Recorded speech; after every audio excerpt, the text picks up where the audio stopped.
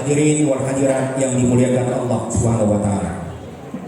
Marilah kita senantiasa bersyukur atas nikmat yang telah dianugerahkan Allah kepada kita dengan sama-sama mengucapkan alhamdulillahirabbil alamin. Tidak lupa kita bersolawat kepada Rasulullah dengan mengucapkan Allahumma sholli ala sayyidina Muhammad wa ala ali sayyidina Muhammad, dan menyampaikan salam kepada Rasulullah dengan ucapan assalamu alayka ya Rasulullah. Hadirin wal hadirat, nahdiyin wal mahdiyat yang dimuliakan Allah Subhanahu wa taala. Alhamdulillah, pada hari ini kegiatan dari halal bihalal dan musyawarah ini telah dapat terlaksana, walaupun pada hari ini secara kalender Hijriah kita ini telah berada pada tanggal 12 Dzulqa'dah, ya, artinya sudah 42 hari kita meninggalkan dari bulan Ramadan. Tentunya bulan Ramadan yang telah kita tinggalkan, kita berharap sesuai dengan janji Allah lewat lisan dari Rasulullah, man shoma ramadhana imanan wa ihtisaban ghufira lahu ma taqaddama min dhanbihi. Orang yang berpuasa karena iman dan ikhlas akan diampuni dosa-dosa yang telah lalu. Ini yang kita harapkan. Keluarnya kita dari bulan Ramadan lewat amalan-amalan yang kita lakukan, dari puasa bulan Ramadan, dari sholat tarawih, kemudian dari tadarus, kemudian dari i'tikaf. Allah Subhanahu wa taala memberikan ampunan dan mengangkat dosa-dosa kita sebelumnya. Amin ya rabbal alamin. Oleh karena itu Allah Subhanahu wa taala telah menyatakan dalam Al-Qur'an, sebagai hambanya Allah meminta kepada kita agar kita ini selalu kembali kepada Allah. Kembali kepada Allah, menyesali segala kesalahan dan dosa yang kita lakukan. Dan Allah juga merindukan hambanya yang kembali kepadanya. Kenapa dikatakan Allah itu rindu dan mengharapkan hambanya kembali kepada Allah, bersimpuh di hadapan Allah, meminta taubat kepada Allah, memohon ampun kepada Allah? Karena Allah sendiri telah menyatakan dirinya sebagai At-Tawwab, Al-Afu, kemudian Al-Ghaffar, Al-Ghafur, Maha Pengampun, Maha Penerima Taubat, kemudian Maha Pemberi Maaf. Sifat-sifat ini yang telah Allah nyatakan pada dirinya. Oleh karena itu Allah Subhanahu wa taala senantiasa merindukan hambanya yang kembali kepadanya untuk bertaubat kepadanya. Di dalam Al-Quran, dalam surah Ali Imran pada ayat 133 sampai 135, Allah Subhanahu wa taala telah menjelaskan tentang beberapa kriteria dari orang yang dikatakan sebagai orang yang takwa. Dan di awal daripada ayat ini Allah memerintahkan kepada kita untuk segera kembali kepada Allah, bertaubat kepada Allah, memohon ampun kepada Allah. Allah telah menyatakan wasari'u ila maghfiratin min rabbikum wa jannatun 'arduha as-samawati wal ardh uiddat lil muttaqin. Wasari'u, bergegaslah, bersegeralah kamu untuk mendapatkan ampunan dari Tuhanmu yang luasnya surga itu sama dengan luas langit ditambah dengan bumi, yang dijadikan dan disediakan Allah kepada orang-orang yang bertakwa. Jadi di sini Allah meminta kepada hambanya bersegera, jangan menunda-nunda lagi. Jangan sampai ada suatu ungkapan, nanti saya bertaubat, nunggu kawin. Ya, setelah kawin nunggu lagi, kapan bertobat? Nanti nunggu punya anak. Kapan lagi? Nanti nunggu agak mapan sedikit ekonomi baru taubat.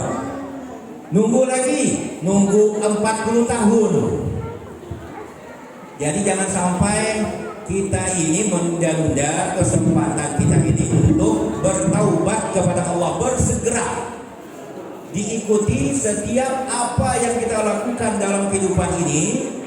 Dari apa saja yang kita rasakan ada salah, ada dosa kepada Allah, segera kita ini bertaubat kepada Allah Subhanahu wa taala. Nah, karena bagi orang yang bertaubat tadi, Allah menyediakan surga. Berapa luas surganya Allah ini? Dijelaskan dalam ayat ini, sama luasnya dengan langit ditambah bumi.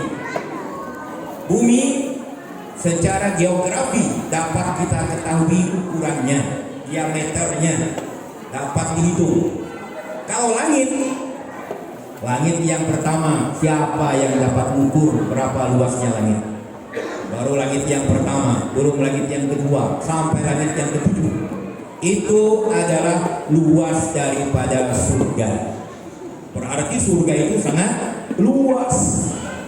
Kalau demikian, jangan sampai ada lagi yang mengkapling-kapling bahwa hanya dari kalangan sendiri saja yang dapat masuk surga. Selain daripada golonganku, selain daripada apa yang aku pakai ini tidak dapat masuk ke dalam surga. Jadi kalau memang demikian, sedikit kan isi surga ini. Sementara Allah menyatakan luasnya sama dengan langit ditambah dengan bumi, luas dari surga. Kemudian apa yang disebutkan dalam ayat ini, dalam ayat 134-nya? Alladzina yunfiquna fis sarra'i wat dharra'i wal kadhimina al-ghaidha wal 'afina 'anil nas wallahu yuhibbul muhsinin. Yang pertama yang disebutkan oleh Allah ciri orang yang bertakwa dalam ayat ini, yaitu orang-orang yang menginfakkan hartanya pada waktu lapang dan pada waktu sempit.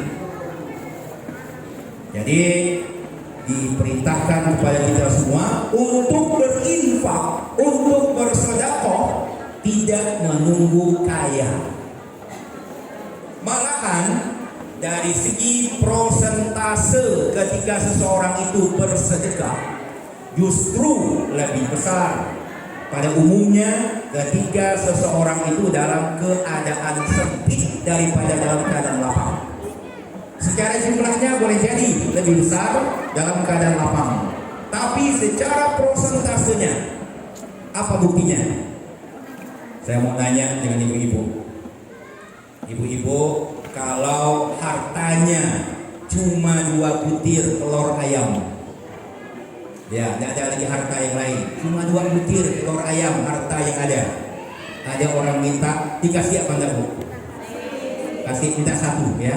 Berarti ibu itu telah berinfak, bersedekah berapa persen dari hartanya? 50%. Bayangkan, harta yang dimiliki 2 butir telur ayam, orang minta 1 dikasih. Sekarang sempit itu kan, dalam keadaan sempit. Sekarang naik lagi, agak lapang dikit lah, 2 ekor ayam sekarang. Hartanya cuma 2 ekor ayam, orang minta 1 dikasih?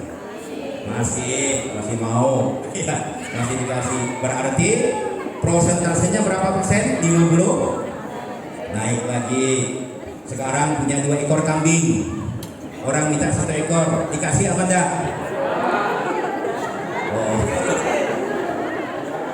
Dikasih. Naik lagi, punya 2 ekor sapi kebo, orang minta 1, dikasih apa enggak? Naik lagi, punya 2, bukan 2 ini ya, punya 2 kapling sawit, orang minta 1 kapling, kasih tak? Artinya yang dermawan kita ini kapan sebenarnya? Ketika lapang atau ketika sempit? Justru yang kita ini banyak sedekah dari segi prosentasenya ketika kita ini sempit. Oleh karena itu ketika lapangnya kita, ya, ketika kita punya barangkali tanah itu ada 20 hektar, kita tidak diminta untuk bersedekah 10 hektar. Kita punya uang 20 miliar, tidak diperintahkan bersedekah dengan 10 miliarnya. Justru ketika seseorang itu dalam keadaan lapang, Allah itu faham tentang hambanya. Dia tidak memerintahkan kepada orang kaya bersedekah, berzakat, berinfak, terutama zakat malnya. Tidak Allah perintahkan 50% dari hartanya, karena itu berat. Kalau punya 2 butir telur, 50% masih mampu. Tapi kalau memiliki uang 20 miliar, suruh berzakat 50%, itu berat. Berapa yang Allah tetapkan? 2,5%. Gak sampai 50. 10 pun gak sampai, hanya 2,5. Jadi intinya apa? Intinya kalau bapak-bapak, ibu-ibu ingin untuk bersedekah, berinfak, bersedekahlah sekarang. Jangan sampai menunggu ketika nanti kalau sudah kaya, nanti kalau menunggu ketika sudah lapang. Jadi tidak ada batasannya. Jadi itu yang orang yang dikatakan bertakwa yang pertama, berinfak, bersedekah ketika baik dalam keadaan dia itu sempit, dan juga dalam keadaan dia itu lapang. Yang kedua yang disebutkan, wal kadhiminal ghaidh. Ciri orang yang bertakwa yang kedua adalah orang yang mampu menahan amarahnya. Bagaimana orang itu yang dikatakan mampu menahan amarahnya? Di saat seseorang itu pantas dimarahi, dia tidak marah. Di saat orang itu pantas untuk diomelin, dia tidak ngomel. Di saat orang itu pantas untuk dicaci maki, dia tidak mencaci maki. Nah, ini namanya wal kadhiminal ghaidh, orang yang mampu untuk menahan amarahnya. Ibu-ibu, kira-kira menahan amarah ini sudah masuk kategori apa belum? Bapak-bapak pulang dari kantor, pulang dari luar, datang ke rumah, tiba-tiba kopi belum dibuatkan oleh istri. Pekerjaan istri hanya main HP, nonton TV. Kira-kira pantas dimarahi apa enggak istri? Pantas. Tapi yang dituntut kita tidak marah. Ibu-ibu sudah capek mengemas rumah, menata rumah, tiba-tiba datang suaminya. Bajunya disimpan di kamar tamu, di kursi tamu. Celananya disimpan di atas kursi tamu. Habis ngopi, kopinya ditaruh di atas meja tamu. Belum lagi asbak rokoknya berantakan di atas kursi tamu. Marah enggak ibu? Pantas enggak marah suaminya? Dimarahi? Pantas. Dalam keadaan seperti ini, itu yang dikatakan harus mampu menahan amarah. Apa kuncinya kita mampu menahan amarah? Rasulullah pernah berpesan, la tadkhulul jannah hatta tu'minu, la tu'minu hatta tahabbu. Awala adullakum ala syai'in idza fa'altumuhu tahabbtum, afsus salam bainakum.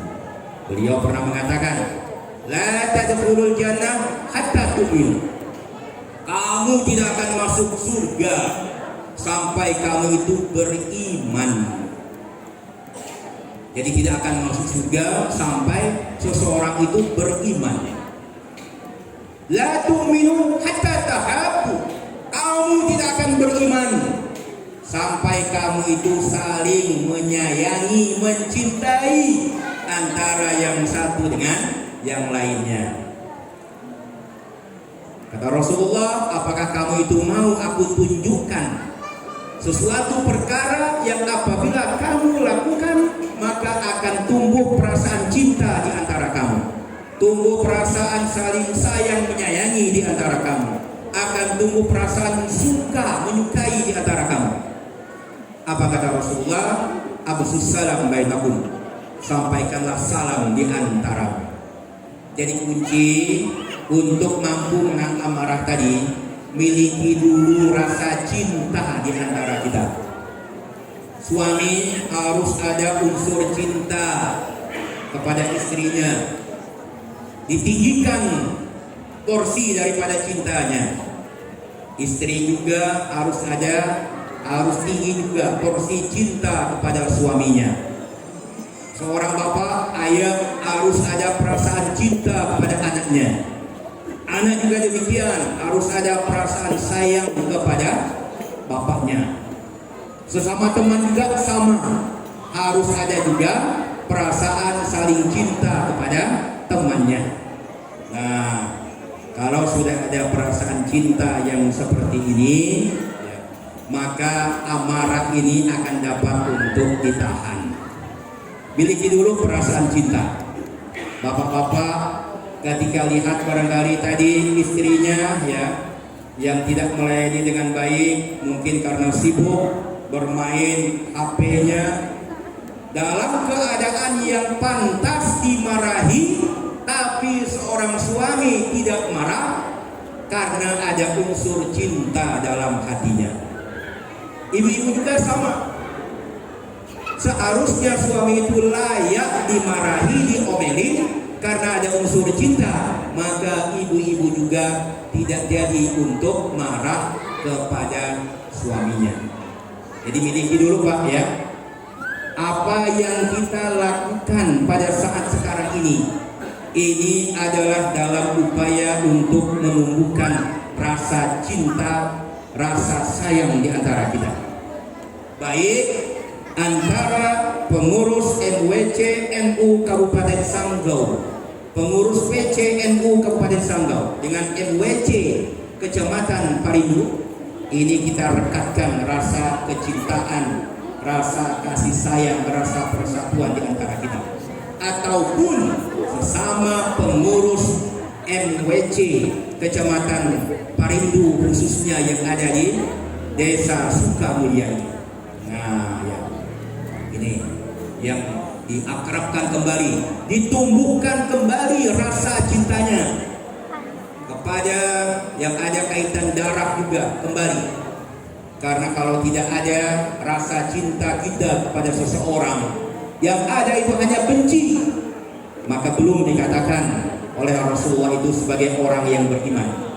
Kita akan dapat dikatakan sebagai orang yang beriman jika ada perasaan cinta kita kepada saudara kita. Kemudian yang ketiga yang disebutkan dalam ayat ini adalah bahwa wal afina 'anil nas, itu ciri yang ketiga. Ciri yang ketiga dari orang yang bertakwa adalah saling memaafkan, memberikan maaf kepada manusia, memberikan maaf kepada orang lain. Bahasa yang dipakai oleh Al-Quran bukanlah meminta maaf, tetapi bahasa yang dipakai oleh Al-Quran adalah memberi maaf.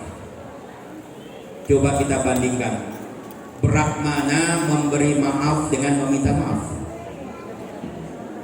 Ibu-ibu, berat mana Bu, meminta maaf atau memberi maaf? Ibu-ibu punya salah dengan suaminya, minta maaf. Kemudian suami ada salah dengan ibu, suaminya itu minta maaf, berarti ibu-ibu harus memberi maaf. Berat mana? Berat mana Bu? Betul Bu? Ibu siap memberi maaf kepada suami? Ibu siap memberi maaf? Ibu-ibu sayang gak dengan suaminya? Kalau suaminya berbuat salah, diberi maaf apa enggak? Diberi maaf. Alhamdulillah. Yang keras Bu, diberi maaf apa enggak? Kalau tidak, berarti ibu-ibu mau enggak jadi orang yang takwa tadi? Mau menjadi orang yang takwa. Tapi bagaimana kalau suaminya salah, mau beri maaf? Agak berat ibu-ibunya. Satu kesalahan Pak. Iya. Ya macam-macam salahnya itu, macam-macam salahnya Pak ya. Jadi memberi maaf ini yang sulit. Dan memang Bu, ya, Di antara beberapa hal yang ada dalam kehidupan ini, bahwa kita ini memang sebagai manusia secara fisik boleh sama, rambut sama-sama hitam boleh, kulit sama-sama sawo matang, tapi dari segi hati jiwa itu tidak ada yang sama. Itulah keanekaragaman Allah SWT menciptakan kita. Rasulullah pernah meminta segala hal kepada Allah lewat malaikat Jibril. Tetapi ada satu permintaan dari Rasulullah kepada malaikat Jibril yang tidak dapat dikabulkan oleh Allah Subhanahu wa taala. Beliau ingin menjadikan umatnya nanti, pokoknya barang siapa yang dalam keadaan meninggal dalam keadaan Islam dapat dimasukkan ke dalam surga, maka diaminkan oleh malaikat Jibril dapat. Insya Allah selama kita tercatat sebagai umat Nabi Muhammad, ketika kita itu meninggal maka ada peluang, dan memang bukan lagi peluang ya, pasti masuk ke dalam surga.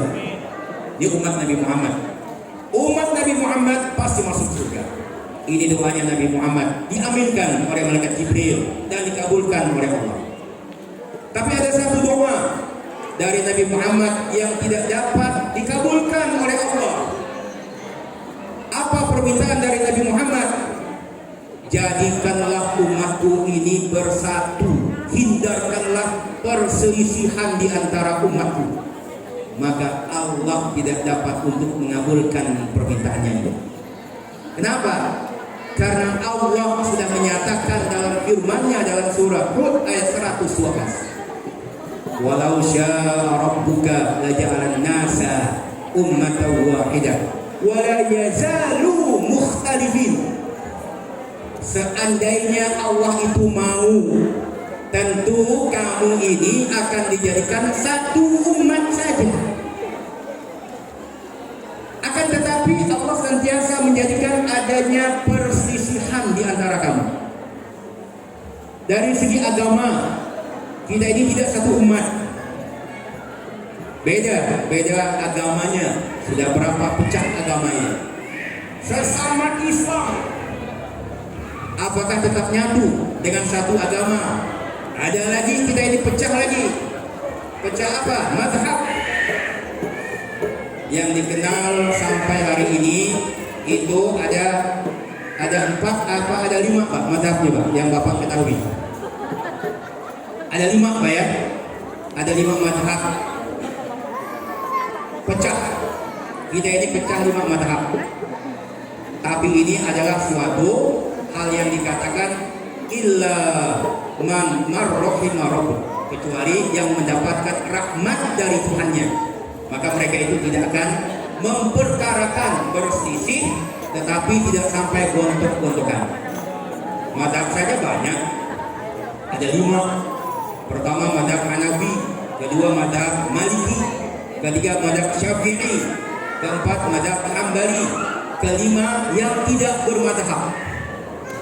Ini yang kelima ya.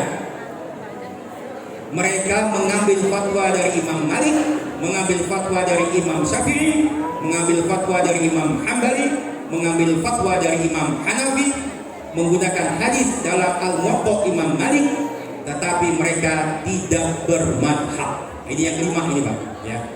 Madhab yang kelima adalah madhab yang tidak bermadhab. Nah ini dia.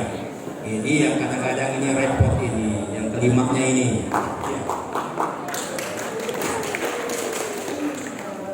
Bagaimana dari kita, dari Ahlussunnah wal Jamaah, khususnya Nahdiyin? Kita lihat ada berapa bintangnya itu? Ada yang kecil di atas kan ada 4 ya. Menandakan bahwa kita ini Nahdlatul Ulama berdiri di atas 4 madhab. Tetapi pada umumnya di Indonesia mayoritas bermadhab Syafi'i. Jadi kalau memang ada yang betul-betul madhabnya Hanafi, itu masih tercatat sebagai Nahdiyin, masih boleh. Nah, kenapa? Karena kalau NU yang ada di luar negeri, Nahdlatul Ulama, yang ada di luar negeri, yang ada di Maroko. Mazhab yang mereka pegang itu bukan Syafi'i, tapi mazhab yang ada di sana adalah mazhab Hanafi yang ada di Maroko. Jadi NU sekarang ini Pak bukan cuma di Indonesia, di Maroko, di Sudan, di Australia ini ada. Ya, di Australia itu justru anak dari Kiai Haji Ibrahim Hussein, Nadir Shah Hussein. Ya, beliau itu sebagai salah satu tokoh Nahdiyin yang ada di Australia. Nah ini banyak sekarang ini NU. Dan juga peran dari NU ini tidak dapat dilupakan oleh sejarah. Pada tahun 1924 ketika terjadinya revolusi yang ada di Arab Saudi, menumbangkan kekuasaan yang ada pada saat itu. Pada saat itu sebelumnya Makkah dan Madinah di bawah daripada seorang wali negeri yaitu Syarif Hussein ketika itu. Berubah dengan adanya suatu gerakan dari Bani Sa'ud ya, yang mulai 1924. Akhirnya dari raja pada waktu itu ingin menerapkan satu bentuk ibadah, satu bentuk mazhab untuk berbagai macam ibadah yang ada di Mekah, termasuk juga dalam ibadah haji dan umroh. Siapa di antara ulama yang muncul pada saat itu? Yaitu Mbah Hashim Asy'ari. Beliau pada waktu itu menghubungi OKI, Organisasi Konferensi Islam, untuk membahas tentang masalah ini, bahwa ini tidak dapat, ini penyempitan daripada pengamalan agama.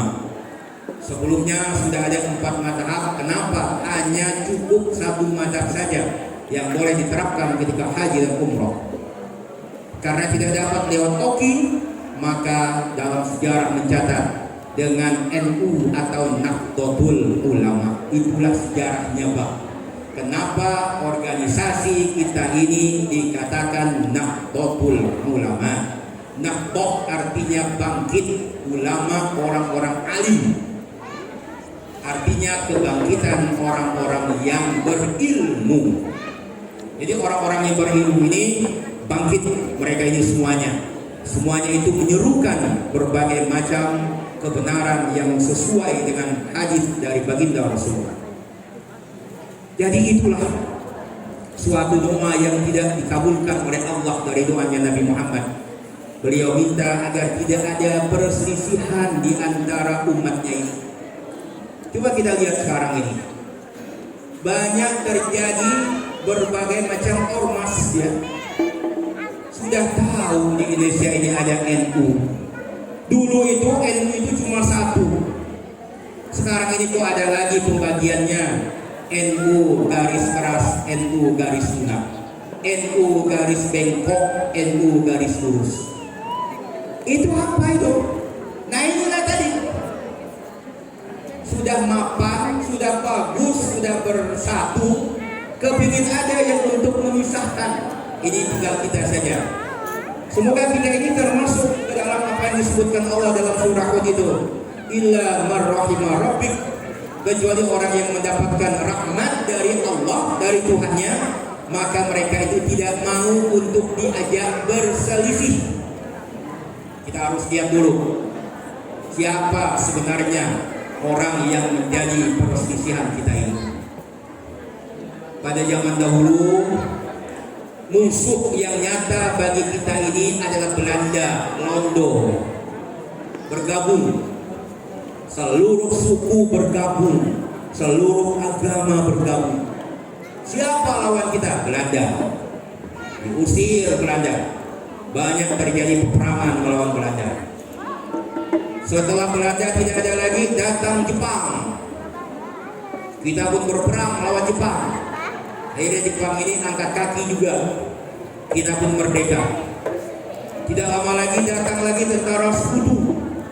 Kita berperang melawan tentara sekutu.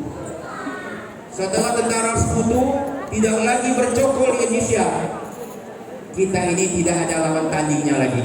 Seharusnya aman, damai, rukun yang ada. Tapi apa kejadiannya? muncul berbagai macam aliran DITI, ada yang ingin memisahkan dirinya dari Ibnu Hajar yang ada di Kalsel, dari Karbu Zakar yang ada di Sulawesi, bermacam-macam. Akhirnya yang awalnya lawan kita itu adalah kafir Belanda, berubah yang lawan kita ini adalah orang yang satu akidah dengan kita. Nah ini yang ada. Jadi karena apa? Karena kita ini tidak berusaha untuk mendapatkan rahmat dari Allah Subhanahu wa taala. Sampai-sampai kita tidak melihat lagi siapa sebenarnya lawan kita ini. Apakah beda bangsa? Satu bangsa. Belum lagi barangkali beberapa kejadian yang kadang-kadang memisahkan kita. Ada di antara beberapa kejadian baik level nasional. Dulu kita juga sempat di kalangan NU-nya sendiri, tapi alhamdulillah kita dapat untuk rukun kembali. Jadi bagaimana orang NU menyikapi tentang firman Allah yang Allah menyatakan wala yazalu mukhtalifin, tapi kamu senantiasa berselisih di antara kamu. Orang NU itu Pak, kalau kehidupan yang kita ingat di pesantren, memang dibuat berselisih itu, memang terkadang itu dirancang dibuat. Bagaimana? Supaya kita ini terbiasa berselisih pendapat, tapi kemudian bagaimana kita ini akrab kembali, jagungan kembali, ngopi bareng kembali. Coba lihat, bagi yang pesantren paham. Di pesantren itu setiap minggu itu ada kegiatan Baktul Masail, pembahasan hukum. Dari pojok ini, kelompok ini, terkadang ada 3 kelompok, 3 grup. Itu berdebat yuk. Berdebat tentang bagaimana pemahaman dalam suatu kitab. Dari nahunya, dari sorofnya, dari balaghahnya, dari maknanya, itu berdebat. Kalau orang yang tidak paham tentang Baktul Masail anak pondok ini agak ngeri dia. Kenapa? Gelas ini biasa melayang ini. Kadang-kadang kitab ini ada yang dilempar, meja kadang-kadang ditendang. Iya, tapi tidak boleh adu jotos ini, tidak boleh, tinju tidak boleh, ngomong apapun boleh, lempar apapun boleh, asalkan jangan kena kepada manusia. Nah ini lempar ke dinding boleh. Tapi apa yang kita dapatkan setelah berdebat bersetegang sampai terik urat leher kita? Setelah itu dibacakan kesimpulannya. Ini kesimpulannya. Setelah kesimpulannya selesai, setelah Baktul Masail itu selesai, kemudian kiai mengajak kita makan siang bareng. Kubu A, kubu B, kubu C itu makannya satu meja, ngopi satu meja, rokokan satu meja, akrab lagi. Kita lihat level nasional. Bapak-bapak mungkin masih ingat bagaimana kejadian yang ada ketika Muktamar NU yang ada di Jombang. Tahu ribut? Yang ada di Lampung. Dengar beritanya ada ribut? Yang kita tahu hanya ribut saja. Tapi kita tidak tahu kubu yang ribut itu tadi apa yang mereka lakukan di luar sana. Setelah cepat mengenai aturan di dalam sidang, ya, aturan tata tertib yang cukup alot pembahasannya, bersitegang antara PW yang satu dengan PW yang lain antar provinsi, ya. Setelah itu mereka ini keluar nanya dengan kawannya, ya, Ustaz atau Mas gitu, kita ngopi di mana ini? Barusan tadi kotok-kotokan di ruangan, barusan tadi bersih tegang di ruangan, sudah dapat ngopi bareng dengan kawannya. Nah ini yang kita, artinya apa? Orang NU itu, ya, dalam perbuatannya, dalam tindakannya lebih banyak mengarah dan membentuk dirinya menjadi insan yang takwa. Beda pendapat tidak dilarang. Saling berselisih pendapat tidak dilarang. Kalau kita dalam pilpres nanti ataupun di dalam pilkada kita berbeda barangkali orang yang kita pilih, tidak dilarang. Cuma habis itu setelah selesai harus kita adakan kopi bareng nanti di mana. Inilah tradisi NU. Kemana kita ini bakal kopi bareng ini? Kemana kita bakal makan bareng? Makan apa kita malam ini? Manggang ayam, manggang kambing. Apa kita ini makan apa? Bikin. Ini tradisi NU. Nah, kenapa? Paling tidaknya inilah ayat yang harus diamalkan oleh kita Pak, sebagai warga Nahdliyin. Mampu menahan amarah kita. Apa penyebab mampu menahan amarah? Karena ada rasa cinta kita kepada warga Nahdliyinnya itu. Kita tidak tega barangkali kalau kita ini mencelakai warga NU sesama NU sendiri. Miliki dulu rasa cinta. Kalau sudah ada cinta, sekalipun ada emosi, ada apa, tidak akan mampu menahan amarah. Yang kedua, wal afina 'anil nas, memberi maaf. Berikanlah maaf kepada saudara kita. Kalau ada omongannya yang salah, berikan maaf. Berat memberi maaf, iya berat. Karena beratlah janjinya itu surga, bukan rokok di Samsu janjinya. Kalau menahan amarah itu ringan, ya.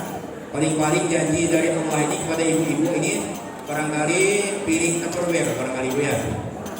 Ini bukan piring Tupperware janjinya, surga janji dari Allah. Kepada orang yang mampu menahan amarahnya dan juga kepada orang yang mampu memberikan maaf kepada manusia. Karena repot Pak, kalau kita selama hidup di dunia ini masih memiliki salah, ya, masih memiliki salah dengan saudara kita, di padang mahsyar nanti kita repot meminta maaf, repot mencari saudara kita. Saya misalnya ada salah dengan Pak Samsul, mamanya ya. Nah, ini yang saya anggap paling tua di sini. Saya ambil contoh beliau karena yang sepupu di antara kita ini Pak Samsul. Saya ada salah dengan Pak Samsul. Ketika di dunia saya tidak sempat meminta maaf kepada beliau. Nanti repot saya mencarinya di akhirat. Kenapa? Karena nanti penampilan wajah Pak Samsul bukan seperti sekarang. Beliau nanti dibangkitkan oleh Allah dalam keadaan seorang remaja, seorang yang berusia 33 tahun. Sementara saya tidak kenal wajah beliau 33 tahun dulu kayak apa. Ketemunya sudah dalam keadaan rambut putih. Ketemu beliau ini. Saya ada salah, kemana saya cari beliau? Di dunia tidak sempat saya meminta maaf. Kemana saya harus mencari? Saya tidak kenal. Bagaimana saya akan kenal dengan beliau? Wajahnya 33 tahun saya tidak kenal. Ditambah lagi dengan kerumunan manusia yang banyak. Zaman kita ini saja, zaman ini Pak, jumlah manusia yang ada di planet bumi ini itu 3 miliar kurang lebih. Berapa kalau ditambah dengan umat dari Nabi Adam sampai sekarang? Umat yang sudah, manusia yang sudah diwafatkan oleh Allah mulai dari Nabi Adam sampai sekarang ini berapa miliar? Sekarang ini 3 miliar. Dan setelah kita, generasi yang antri untuk hidup di dunia, ya, berapa generasi lagi yang bakal antri hidup di dunia setelah kita sampai hari kiamat? Ini berapa miliar nantinya jumlahnya itu. Karena itu Rasulullah mewanti-wanti kepada kita, jangan sampai ada salah, jangan sampai ada dosa kita kepada saudara kita. Rasulullah pernah lewat ketika para sahabat sedang mengumpul di masjid. Beliau tiba-tiba bertanya kepada sahabatnya, "Atadruna manil muflis?" Apakah kamu tahu, kata Rasulullah, siapa itu orang yang bangkrut pada hari kiamat? Orang yang bangkrut itu siapa? Orang yang pailit? Siapa orang yang rugi? Yang namanya muflis itu Pak, kalau dalam terjemahan Arabnya itu tidak ada yang bagus artinya itu. Artinya itu yang jelek-jelek semua. Bangkrut, pailit, kemudian rugi, sial. Ada semua pada kata muflis. Maka para sahabat menjawab, al-muflisu fina man la dirham wala mata. Orang yang muflis atau orang yang bangkrut di antara kami, kata sahabat, adalah di antara kami yang tidak memiliki uang dan yang tidak memiliki harta. Maka apa kata Rasulullah dalam hadis selanjutnya? Beliau mengatakan, innal muflisa min ummati may ya'ti yawmal qiyamah bi salatin wa siyamin wa zakatin wa ya'ti qad syatama hada wa qadafa hada wa akala mala hada wa daraba hada wa safaka dama hada wa yuqa hada min hasanati wa hada min hasanati fa in faniyat hasanatu qawla ayyudha alaih ukhida min qatayahum faturiha alaihi thumma turiha finnar. Kata Rasulullah, innal muflisa min ummati, sesungguhnya orang yang bangkrut dari umatku. Beliau mengkhususkan pada umatnya, bukan pada manusia. Orang yang bangkrut dari umatku, orang yang datang nanti pada hari kiamat, menyerahkan pahala sholatnya, baik wajib atau sunnah, menyerahkan pahala puasanya, baik puasa wajib atau sunnah, menyerahkan pahala zakatnya, infaknya, sedekahnya. Kemudian datang orang yang mengadukan kepada Allah, orang-orang yang pernah dia dolimi, yang pernah dia sakiti, yang belum dia mintakan maaf dan ridho kepadanya, belum berbaikan dengan orang itu ketika di dunia. Datang orang itu mengadukan kepada Allah, qad syatama hada, ya Allah, si fulan ini tadi ketika berada di dunia, dia ini pernah mencaci maki saya, pernah menjelek-jelekan saya, pernah menghina saya, pernah menjatuhkan air muka saya, pernah membunuh karakter saya, pernah memfitnah saya. Datang lagi yang lain ngadu kepada Allah, ya Allah, si fulan ini tadi pernah menipu saya, dia pernah memakan harta secara batil, dia pernah memakan harta saya, orang ini pernah memukul saya, orang ini pernah membunuh dan lain sebagainya. Itu yang diajukan dari orang-orang yang pernah dia zalimi, dia sakiti, dan belum dia mintakan maaf kepadanya. Kenapa? Karena di antara hal-hal yang dia lakukan, ada di antara pekerjaannya yang tidak dia sadari, yang tidak dia sengaja. Menurutnya hal yang biasa, ternyata itu salah. Apa yang dilakukannya itu tidak dia sadari. Maka apa jawaban dari Allah? Ambil dari pahala sholatnya, ambil dari pahala puasanya, ambil dari pahala zakat, infak, dan sedekahnya. Kalau pahala puasa sudah habis, untuk ganti rugi dari orang-orang yang pernah dia zalimi, yang pernah dia sakiti, yang pernah dia fitnah ketika di dunia, sudah habis. Diambil pahala puasa, sholatnya, katanya.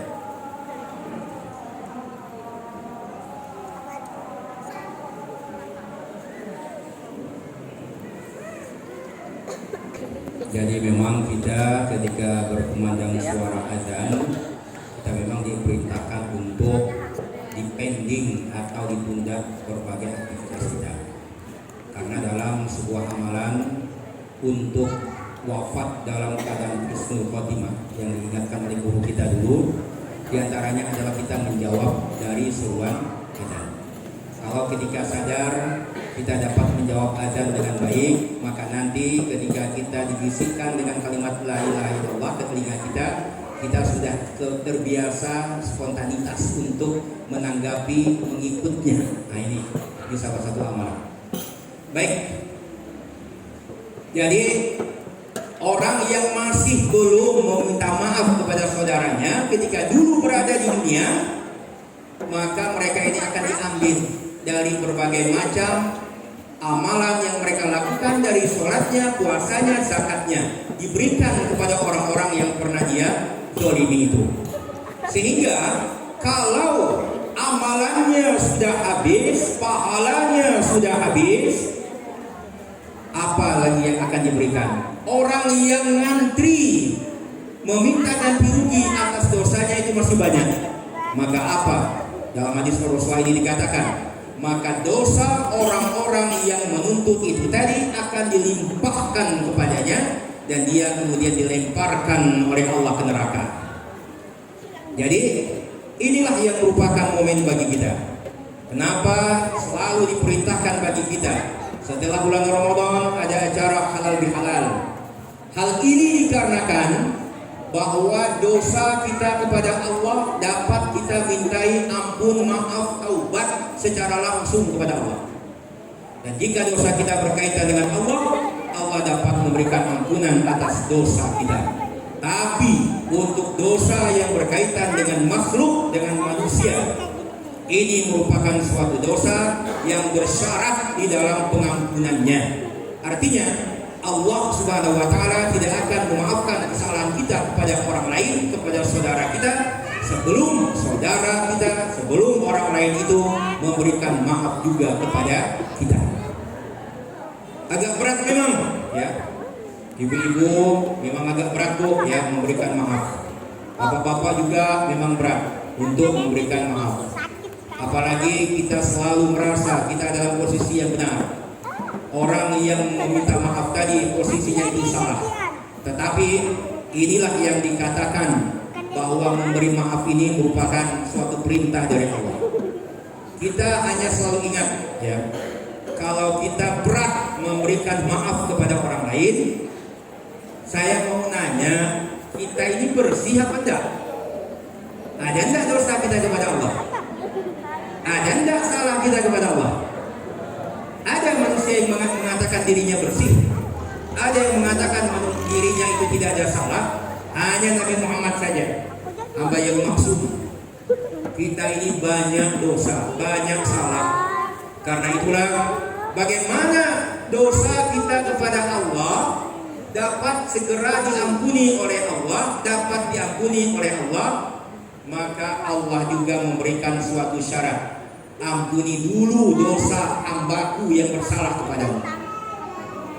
Kalau kita dengan ringan, dengan gampang memaafkan kesalahan dari orang kepada kita, maka Allah juga akan ringan memberikan maafnya kepada kita. Jadi ada kaitannya itu.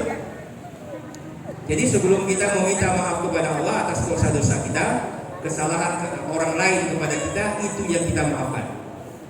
Allah itu ketika memaafkan dosa hambanya, asalkan hambanya itu bertaubat, tidak mengulang kembali apa yang dia lakukan, beristighfar, maka Allah itu akan mengampuni dosanya. Tetapi jika manusia itu, hamba ini agak berat memberikan maaf kepada hamba yang lain, maka Allah juga akan berat untuk memberikan maaf kepadanya. Inilah Pak, kehidupan dunia ini memang biasa dalam talqin ini ya, kita biasa bacakan wa mal hayatud dunya illa mata'ul ghurur. Dan tidaklah kehidupan dunia itu melainkan kesenangan yang palsu, suatu hal yang tertipu. Kita ketika main bola, saya dengan Pak Yusuf beda tim misalnya kan. Ketika main bola itu, saya tidak melihat Pak Yusuf itu orang NU. Saya tidak melihat Pak Yusuf itu kawan. Pokoknya ketika main bola ini, Pak Yusuf ini adalah lawan saya. Ketika Pak Yusuf mengiring bola, harus saya rebut dari kaki beliau. Ketika beliau nendang, harus saya halangi, jangan sampai beliau nendang. Nah ini kan, ini karena kita beda grupnya tadi. Ketika bermain bola, kita ini berusaha bagaimana memenangkan pertandingan ini. Tetapi nanti setelah selesai kita itu bermain bola, setelah ada skornya, siapa yang menang dan siapa yang kalah, mungkin akan perbaikan lagi. Dan tidak akan kita ini sampai di luar dari lapangan. Bapak-bapak pernah main voli, Pak? Ya, pernah ya? Lawan nggak main poli ini? Main pingpong pernah Pak? Pernah. Main catur pernah Pak? Sering. Kira-kira habis main catur itu kelayan enggak dengan lawannya itu? Ya ngopi bareng. Ketika main catur itu kita berusaha bagaimana cara kita ini untuk menang dengan berbagai macam trik, dengan berbagai macam akal kita ini memancing kawan ini supaya masuk dalam perangkap, kemudian kita ini berhasil menang dalam permainan. Jadi ini yang dikatakan oleh Allah, dunia ini adalah illa la'ibu wa lahu. Dunia ini permainan dan senda gurau belaka. Ketika kita tanding habis tanding udah ngopi bareng ya. Oleh karena itu apapun masalah yang kita hadapi, bagaimana caranya kita ini setelah permasalahan itu selesai, kita ini dapat ngopi bareng ya. Kita dapat makan lagi. Karena betul kata para orang bijak ya.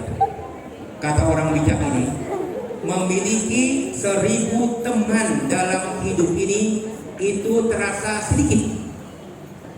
Bapak-bapak punya 1000 teman itu terasa sedikit.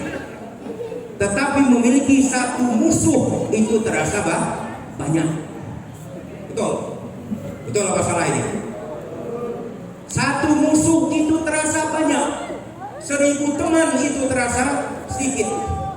Bayangkan kalau kita punya satu musuh, kita mau belanja, tiba-tiba musuh kita ada di toko itu, kita jadi belok kita cari jalan lain, tidak ingin bertemu berpapasan dengan musuh kita. Neraka bagi kita itu. Punya satu musuh saja itu neraka bagi kita. Makanya dalam Islam ini memberikan kepada kita peluang saling bermaaf-maafan, tahan amarah, beri maaf kepada manusia, beri maaf sebelum terjadinya tuntut menuntut pada hari kiamat nanti.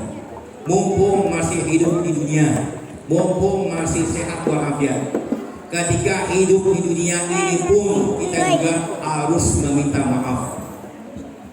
Seandainya saya ada salah dengan Pak Yusuf, saya minta maaf dengan beliau. Tapi rupanya beliau seandainya pindah ke Jombang, saya kejar ke Jombang hanya untuk meminta maaf kepada beliau. Ya, kepada Pak Ambari misalnya. Ya, Pak Ambari, saya ada salah kepadanya, tidak sempat minta maaf ketika beliau masih tinggal satu kota dengan kita. Beliau tiba-tiba pindah ke Banten atau kemana. Saya merasa ada salah. Sebagai orang yang tidak ingin menuntut pada hari kiamat nanti terjadi, tentu kita akan mintai maaf dan ampunnya. Karena itu kata Rasulullah, ma min muslimaini yaltaqiyani wa yatasafahani illa ghufira lahuma qabla an yatafarraqa.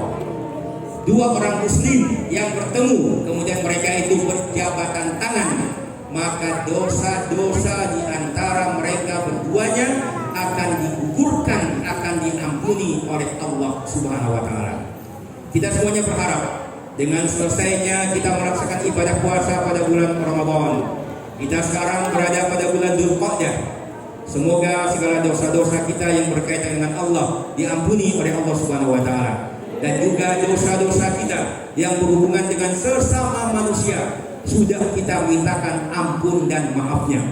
Kalau belum kita mintakan ampun dan maafnya kepada sesama manusia, segeralah kita mintakan ampun dan maafnya sebelum terjadi hari kiamat, di mana pada saat itu akan terjadi tuntut menuntut. Kalau kita sudah minta maaf, sudah saling memberi maaf ketika berada di dunia, maka di akhirat nanti tidak akan ada lagi tuntut menuntut di antara kita. Dan pahala sholat kita, pahala puasa kita, pahala zakat, infak, sedekah kita aman. Tidak ada yang berani untuk mengambilnya, karena kita tidak pernah menyakiti, mendolimi orang lain. Kalaupun kita pernah mendolimi, kita sudah minta maaf kepadanya. Demikian barangkali yang dapat saya sampaikan dalam kesempatan yang sangat berharga ini. Semoga kita yang hadir dalam acara ini diberikan oleh Allah Subhanahu wa taala berupa kesehatan lahir dan batin. Bagi yang sakit disembuhkan oleh Allah penyakitnya. Bagi yang punya punya hutang, semoga segera diberikan Allah kemudahan untuk melunasinya. Kemudian diberikan oleh Allah kepada kita ini karunia anak-anak yang soleh dan solehah, istri yang soleh, solehah, suami yang soleh.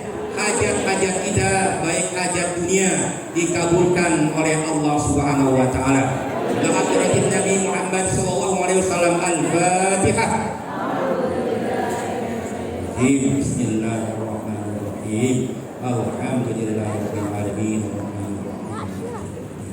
Ya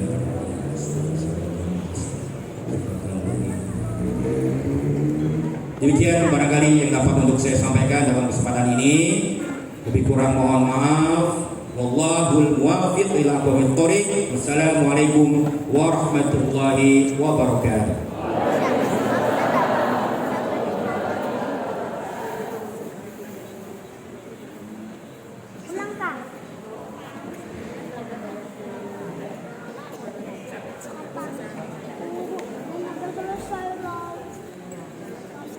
Demikian tadi ceramah agama sekaligus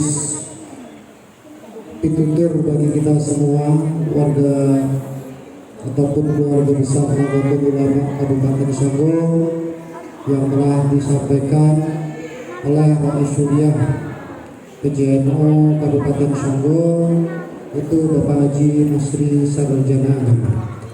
Selanjutnya adalah doa yang akan dipimpin oleh Al-Mukarram Kiai Siswanto, pengasuh Pondok Pesantren Darul Hidayah Sukamulya. Kepada beliau kami persilakan.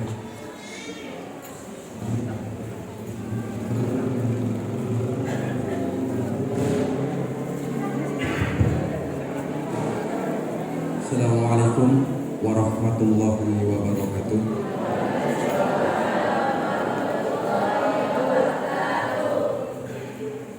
Sebelumnya mohon maaf, nyuwun pangapunten ingkang agung bapak-bapak ibu-ibu. Sakjane kirang prayogi nakula sing donga kurang tepat kanten kathah ingkang langkung abdol. Banyak yang lebih utama, cuma kader NU itu selalu dituntut untuk selalu siap apapun. Saya ingin berkomitmen dengan itu, maka saya beranikan untuk berdiri di atas mimbar ini. Mari bersama-sama kita berdoa. Tapi sebelum kita berdoa bersama, kita pegang dahulu kunci daripada doa tersebut. Miftahul jannah la ilaha illallah. Kunci ni surga ni la ilaha illallah. Tapi nak kunci ni doa, niku sholawat.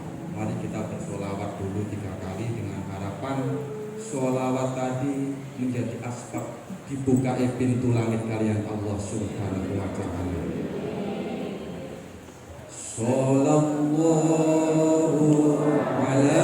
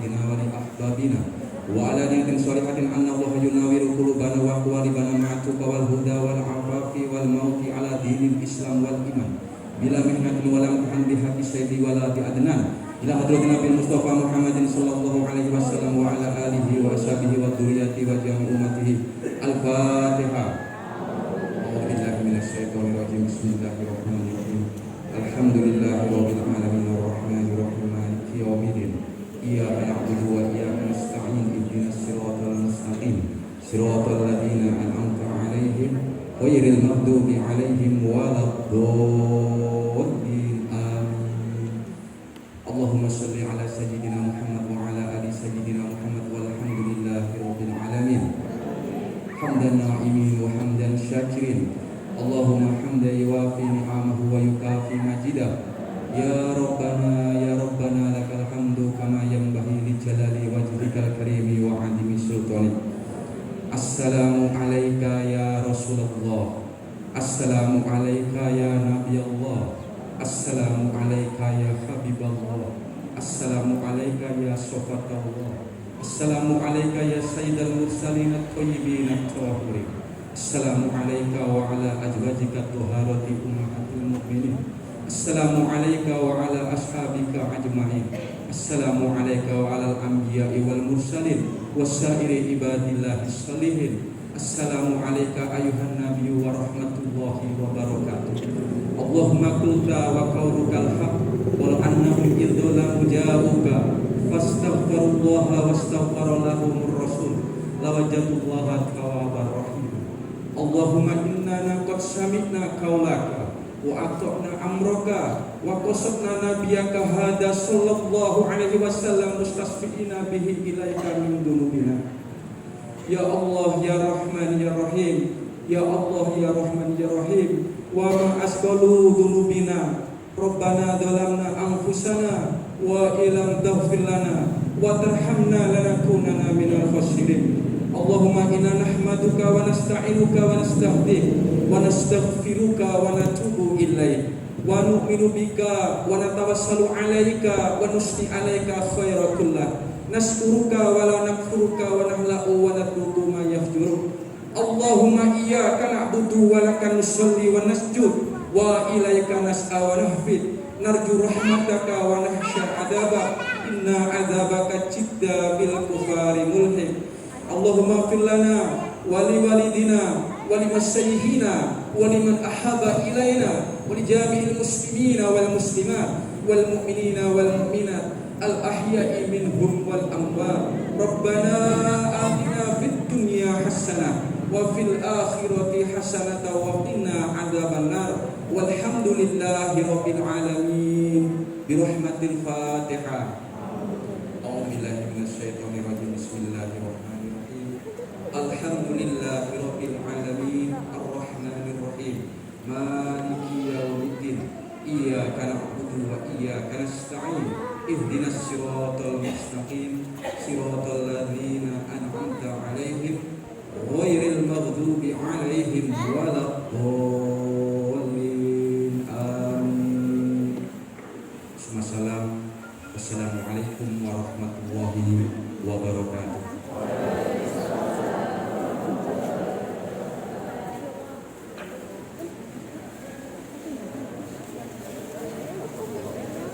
Matur nuwun dumateng Romo Kiai Siswanto ingkang sampun kepareng mimpin doa acara menika. Bapak Ibu hadirin yang kami hormati, selepas ini jangan